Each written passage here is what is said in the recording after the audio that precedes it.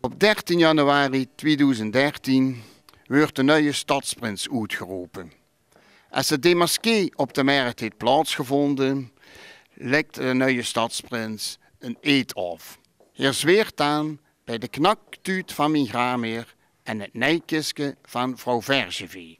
De Templiers hebben het komend jaar als hommage aan Annie van Loo de Templiersorde genoemd een nijkistje. Wie was vrouw Vergevee eigenlijk? En wat was aan de hand met haar nijkistje? Ik ga het u expliceren. Vrouw Vergevee die woonde met haar man en kinderen in het Langgrasje.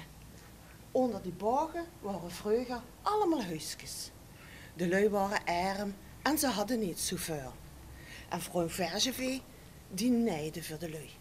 Haar man, een Ierse fietseleer, die had voor haar uit sigarenplankjes een kistje gemaakt. Met koperen negeltjes en van binnen uitbekleed met rode booi. Oh, een juweltje. Iedereen die zou wel zo'n kistje willen. De nabers van vrouw Vergevee, Michieltje en Delia, die zouden gaan trouwen.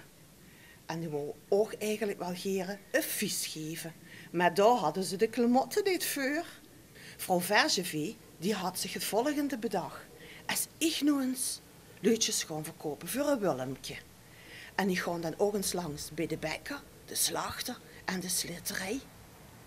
Dan moet dat lukken. En de hoofdprijs is het nijkistje van vrouw Vergevee. Zo gezag, zo gedaan. De leutjes worden grif verkocht. En het vis kost beginnen. Het wordt een prachtig vis. Dan wordt gezongen en gedanst op muziek van een trekzak. De lui die hadden genoeg te eten en te drinken. En 's avonds, ja, je ruikt het natuurlijk al. Waar ze zaten van al die drupjes. En aan de loterij voor dat nijkistje wordt helemaal niet meer gedacht. En zo bleef dat nijkistje altijd in het bezit van vrouw Vergevee. Dat was in het kort het verhaal over het nijkistje van vrouw Vergevee.